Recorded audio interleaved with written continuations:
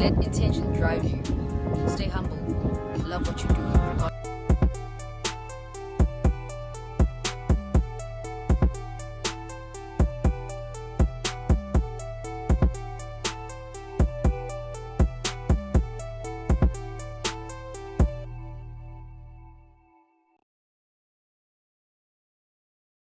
So it hasn't been rosy with my photography journey, And today I want to share with all of you guys how I almost quit photography and my reasons behind it and what I learned throughout that whole process.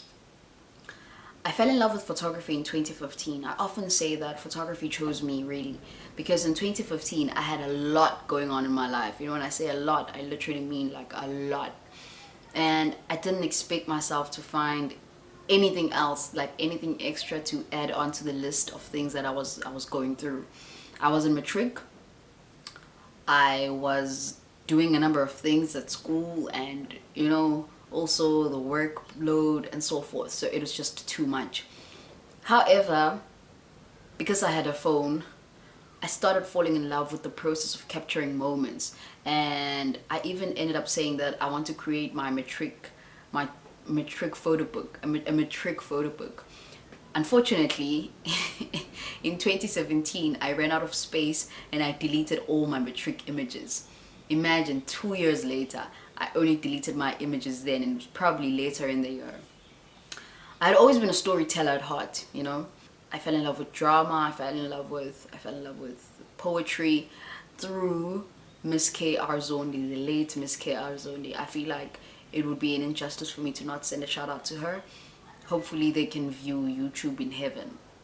I hope so. So basically, that's how like my arts journey went until I fell in love with photography in 2015. Again, I have to repeat, it chose me. I didn't choose it. When the pandemic started, I was doing a whole lot of research. I was doing just random research, looking at equipment, wanting to buy new lenses, wanting to buy lighting equipment. And I saw a light that cost like a single light that costs 50,000, and it hit me that I might not be able to afford all of these things. So I started asking myself questions like, how will I get all of this equipment? When will I get it? What's the plan for me to get it? Like, how do I plan to?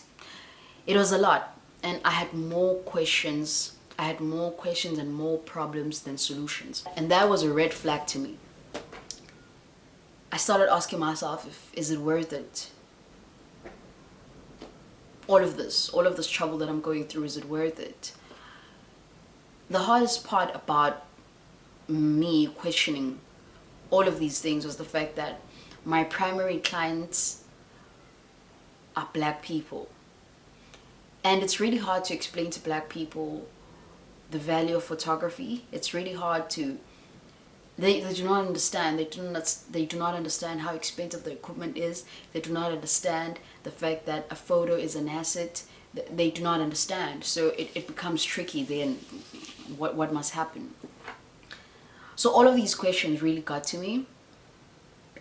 During that time, because it was in 2020, the pandemic, during that time, I even stopped my YouTube. That's when I decided, you know what? Let me stop this thing. And I took some time out. However, I came back to my senses. And I realized that I really love photography, and there's something magical about capturing just one frame and getting to keep it for the rest of your life, and how you can interpret that photo in different contexts. Like you give the photo words. So for me, that for me is like the highlight. Pictures are sentimental, and I love them for that. So due to my love for photography, I went back to it, man, like with a different perspective. because I truly believe that perspective is everything. Perspective is everything. How you decide to look at something really, really shapes the trajectory of that thing, really, really shapes the journey, you know? Because one person might be looking at the problem, another person might be looking at the solution.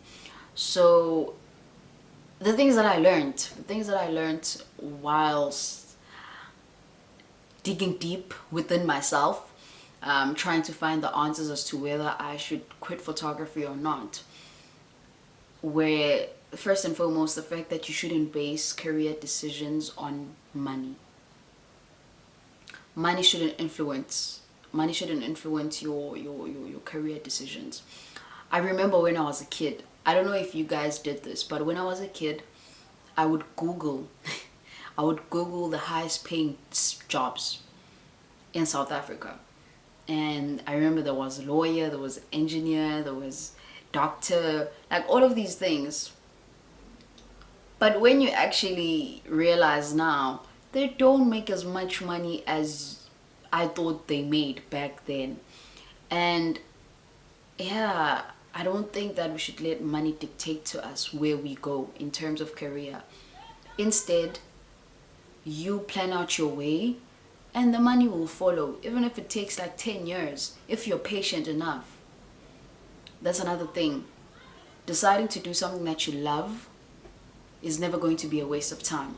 However, you have to be patient with it. That's one of the things that I've learned throughout my photography journey and just me as a creative. The fact that you have to be patient. And the last lesson that I learned that I would like to share with you guys is the fact that where there is a will, there is a way. So this is my thing, you know, like I always say that where there is a will, there's a way. I truly, truly believe the fact that if you want to do something, God will also move and meet you halfway and provide. I made a video back in June or July, I can't remember really, titled "When You Pray, Move Your Feet." And I spoke about how when you want something, when you're expecting something, make sure that you're also doing something about it. If you get an idea, write it down. Reach out to people who know more than you.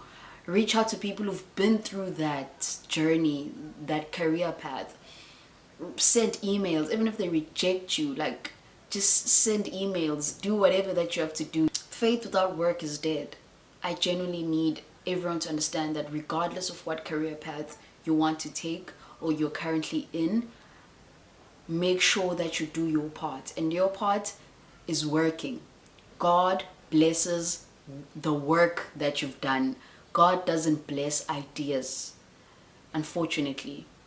So that's just what I've learned, and I'm glad that I didn't quit photography. And more than anything else, I'm just enjoying the journey, enjoying the process, and I want to make the most out of it.